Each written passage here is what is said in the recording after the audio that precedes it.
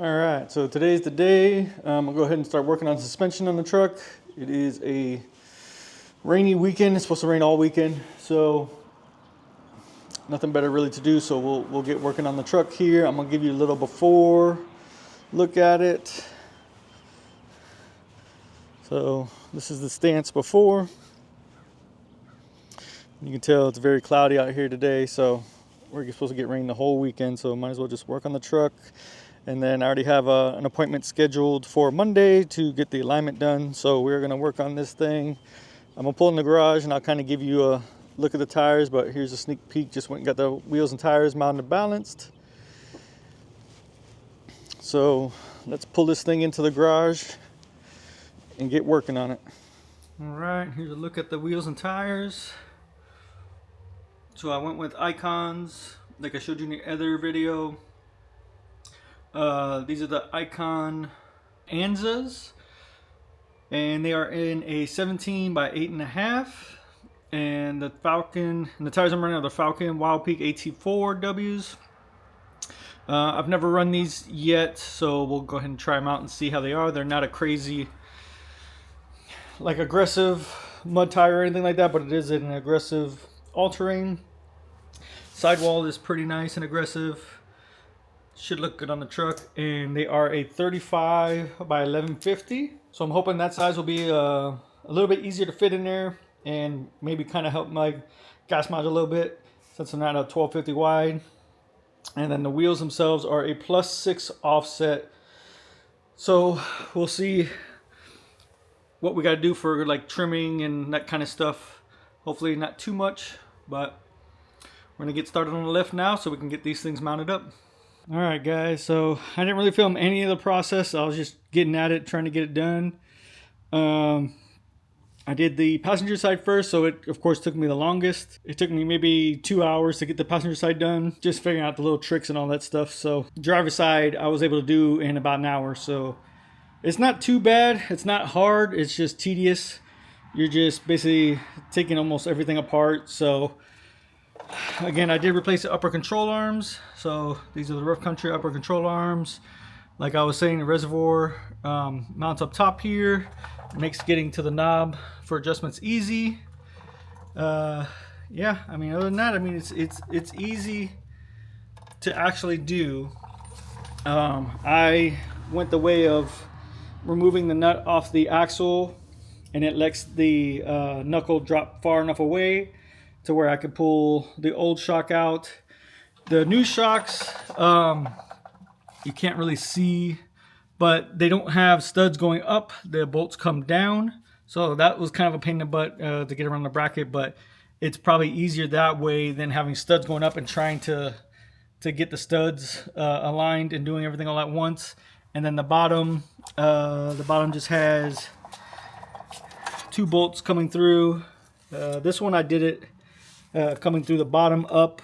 The other side I didn't want to do it that way. I saw someone else do it, but then when I looked at where the axle was, the boot on that side, it would have stuck up, and I just didn't want it interfering with the boot. So on the other side, the driver's side, I did put them both facing down, basically, so through the lower control arm. But that's not going to hurt nothing. This one, how it is. But yeah, so it's just a matter of you're basically taking off your upper control arm bolt here. You take your sway bar end link off. You undo a bunch of these little cables and all that stuff for your brake lines and wheel speed sensor, tie rod. Take off your tie rod, and that's pretty much it. Once you get that off, the knuckle, and you undo this. So you definitely want to undo this because the knuckle had to droop so far doing it this way that you definitely would have pulled the axle out from the diff side. So you don't want to mess with that. So just undo that. It's easy. Other than that, yeah, if you have 2 people, probably get it done a little bit quicker. It'll be easier setting up the new setup with 2 sets of hands, but definitely doable with 1. But that's for the front. So I got the front done. It's probably going to be it for today. I'm going to put the new tires on the front, and then I'll kind of see how it's sitting, and then we'll see if we do the just the shocks for the rear, or I did the 1-inch block. I did get a 1-inch block, so we'll see if we need to add that once it's down and on the ground. So, all right, I'm gonna put the tires on, and then I'll either pull it out or I'll show you all tomorrow. I might be done for the day. Kick my butt. All right, guys. So it's the next day. I got the front all done. I did go to throw on the new tires, and they sent me the wrong size lug nuts. So I ordered some off of Amazon last night. They said next day delivery. Hopefully they come in today. But basically after I finished the front, I was just beat. So I stopped. Today I'm doing the rear. The rear is very, very simple. So not sure if you can see in there. I just did the rear lift blocks. So it should lift it about 1 inch in the rear. Very easy, you know, just jack up your rear diff, let it fall. After you remove the bolts for the U-bolts and all that kind of stuff, you can remove the old, put in the new. I did do both at the same time, and by doing that, it did make my axle tilt forward.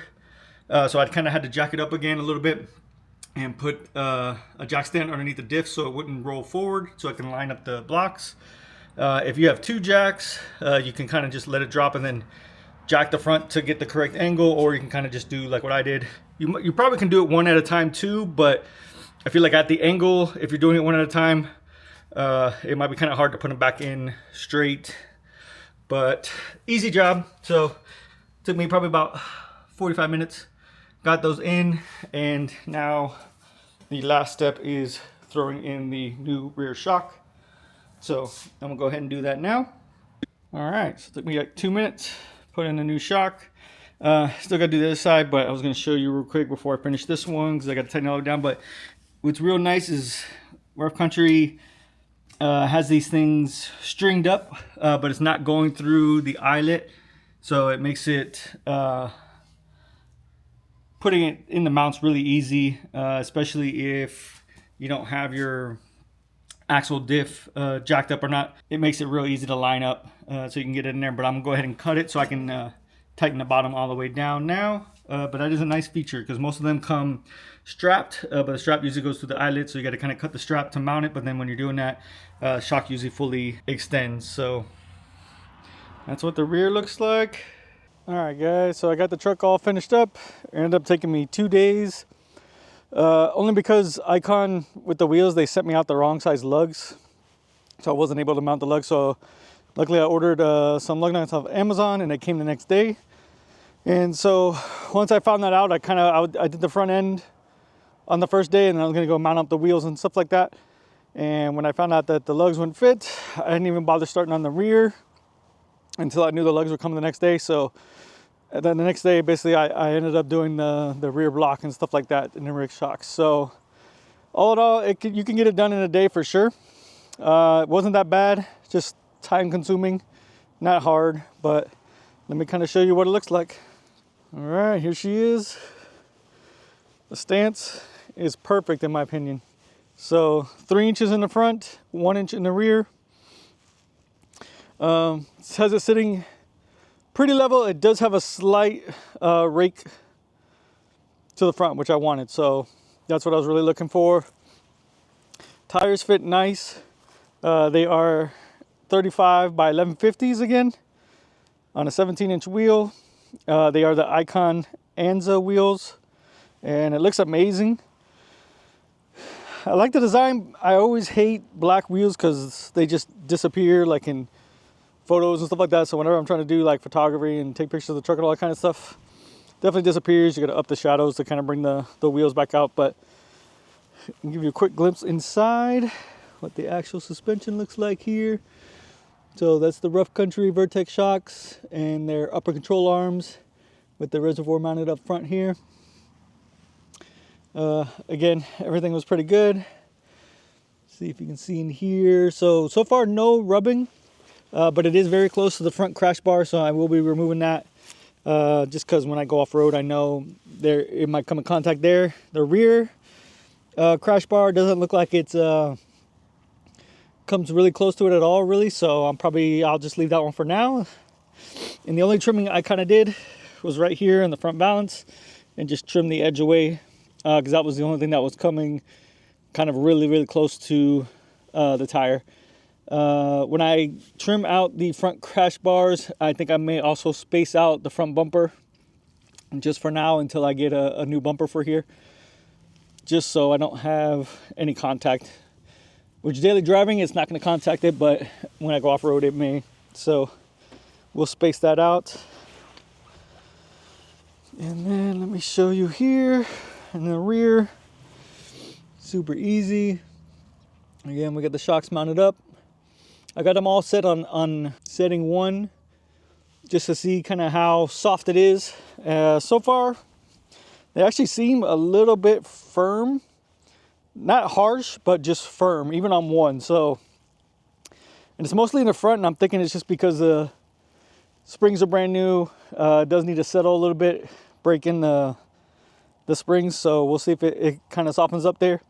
I know a lot of people say they ended up riding on like 3 and 4. I haven't really taken it on the highway yet. I just went and got it the line this morning. So we'll see tomorrow when I actually take it on a drive and see if it needs to stiffen up a little bit. But this is the rear. Of course, you don't have to worry about any kind of clearances for the rear. I'll straighten the front tires so you can kind of see. But again, these are a +6 offset. So if you can kind of see here, there is very minimal poke. So the actual tread side here is under the wheel well, but the bulge on the side sticks out, which is not bad. That's okay. I like how that kind of looks. So I was worried they're going to stick out too far, but I think the fitment is really nice. Let me go ahead and straighten the wheel so I can kind of show you what the fitment looks like in the front. All right, I'm just going to leave the truck running because I got to move it back out here in a second anyway. So this is kind of what it looks like from the front. So again, very minimal poke, and it's mostly just the sidewall. I was trying to find a lot of info on the wheel size and offset and stuff like that, and every time you ask somebody, say, oh, what's a +20, what a +6, what is, you know, a +18 look like on it? And they always, on the forums and videos, they send pictures that looks like this. This is what a, you know, a +6 looks like. I can't see offset from the side. Nobody can tell, you know, what it's gonna look like when everybody says it, does it from the side. Or they'll have the front tire cranked like I did, because I was taking pictures, and they'll say, oh, that's what it looked like. We need info with straight down the side so we can kind of see what it looks like. So if anybody's interested, this is a +6. It fits perfect. Again, I'm on a 11.5-inch wide tire. If you are running a +6 on a 12.5, obviously it's going to stick out a little bit further because you're going to have a little bit more of a bulge. Also, this is an 8.5-inch wheel, so if you have a 9-inch wheel, you may stick out a little further. And also, if you did have a 12.5-inch wheel, you probably would start to come in contact with the stuff up front here if you don't end up trimming it off and stuff like that. So far with the 11.5-inch, I like the look. I like how it feels. They are C-rated, so not too heavy, but definitely heavier than stock setup, obviously. I can definitely feel it in the truck, but with the V8, you don't really have any power loss. So kind of get you from this side here so you can see the sun hitting it. But yeah, love the stance. I'm gonna take it off-road hopefully in the next weekend or two. Really see how it rides and how it performs. It really needed that for the ground clearance. I still want to maybe even trim this front piece off, get rid of the active air dam and trim out this whole piece all the way up to like maybe right there where the actual indent is there, just to help with some more ground clearance and stuff like that. But love the setup, love the way it looks. We'll see longevity and quality wise how it lasts and how it performs. But And that's going to be all for this video, so stay tuned, and next one should be taking it off-road.